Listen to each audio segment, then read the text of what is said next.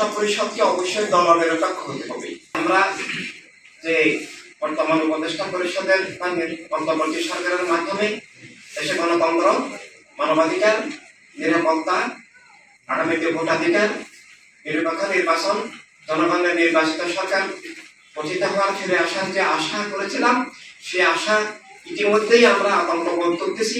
আমরা এখনো আশা হারাচ্ছি না। তাদেরকে আমরা সংশোধনের দাবি, দলীয় ব্যক্তি, কোনো ব্যক্তির বিরুদ্ধে আমাদের বিদ্বেষ নাই, কোনো দলের বিরুদ্ধে আমাদের বিদ্বেষ নাই। আজকে যারা মাজার মানছেন তাদের প্রতি আমাদের আবেদন এটাই যে আপনার ইসলাম নিয়ে আপনি থাকেন, আমার ইসলাম নিয়ে আমাকে চলতে দেন। তিনি এখন উপদেষ্টা পরিষদে আছেন, উপদেষ্টা পরিষদকে অবশ্যই দলনিরপেক্ষ হতে হবে। এখন দলনিরপেক্ষ না হলে নিরপেক্ষ নির্বাচন হবে না। যে দলের সদস্য সরকার থাকবেন তিনি তার দলের পক্ষে পক্ষপাত করবেন, এটাই স্বাভাবিক। তার দল রাষ্ট্রীয় প্রশ্রয় পাবে, এটাই স্বাভাবিক।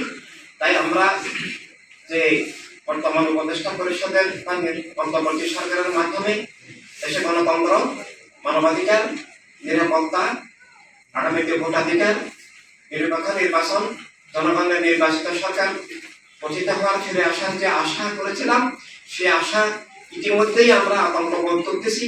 আমরা এখনো আশা হারাচ্ছি না। তাদেরকে আমরা সংশোধনের দাবি, দলীয় ব্যক্তি, কোনো ব্যক্তির বিরুদ্ধে আমাদের বিদ্বেষ নাই, কোনো দলের বিরুদ্ধে আমাদের বিদ্বেষ নাই।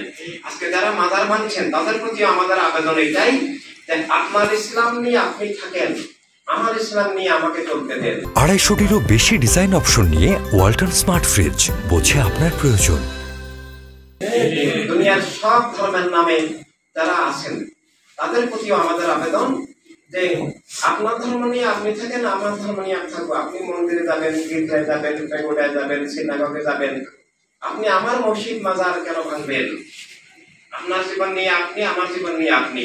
রাষ্ট্রের নাগরিক হিসাবে আপনার যে অধিকার, আমারও সেই অধিকার। আর এইটাকেই আমরা মানবতার রাষ্ট্র, মানবতার রাজনীতি বলি। মানবতার রাজনীতি বলতে আমরা বলি যে রাজনীতিটা এক ধর্মের, এক জাতির, এক গোত্রের, এক ভাষাভাষীর, এক সম্প্রদায়ের, এক শ্রেণীর প্রতিনিধিত্ব করবে না। মানবতার রাজনীতি মানে আমাদের কাছে সব মানুষের প্রতিনিধিত্বশীল।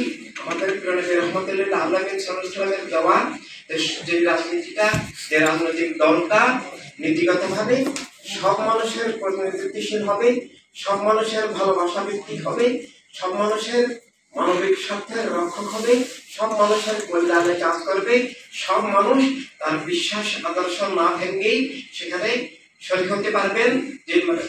যে রাজনীতিটা সব মানুষের আত্মমালিকানা, রাষ্ট্রের মালিকানা, দুনিয়ার সম্মিলিত মালিকানার ভিত্তিতে মানবতার রাষ্ট্র প্রতিষ্ঠার জন্য সবার পক্ষ থেকে কাজ করবে। এই পক্ষ থেকে কাজ করে প্রতিনিধিত্ব, সেটা আমরা চ্যালেঞ্জ দিয়ে বলতে পারি। আপনারা সাংবাদিক হিসেবে আপনাদের কাছে দুনিয়ার তথ্য আছে যে ওয়ার্ল্ড হিউম্যানিটি রেভলিউশন সারা দুনিয়ার মধ্যে মানবতার রাজনীতির, মানবাধিকারের, মানবতার রাষ্ট্রের একমাত্র দিগদর্শন আর কোন দল পৃথিবীতে নাই, কোন দেশেও নাই। 3 জন মানুষেরও পৃথিবীতে মানবতার রাজনীতির একটা দল নাই, মানবতার রাষ্ট্রের একটা দল পৃথিবীতে, দিশা কর্মসূচি পৃথিবীতে নাই। থাকলে আমরা স্বাগত জানাবো।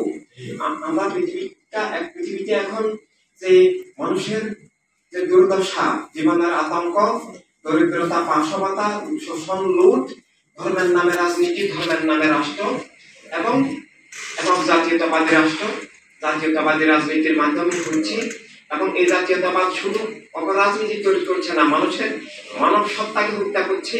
মানব সত্তাকে স্রষ্টার পরিবর্তে বস্তুর নামে, বস্তুর ভিত্তিতে আত্মা, চেতনা, দৃষ্টি, সাম্প্রদায়িকতা, মানবতাকে বিভক্ত করা, বিভাজন করা, পরস্পরের শত্রু করা, পৃথিবীকে ভেঙে বর্ডার তৈরি করে সেটাকে স্বাধীনতার নামে চালিয়ে দেওয়া, এভাবে পৃথিবীতে খুন, জুলুম, শোষণ, অবিচার, পাশবতা কায়েম আছে।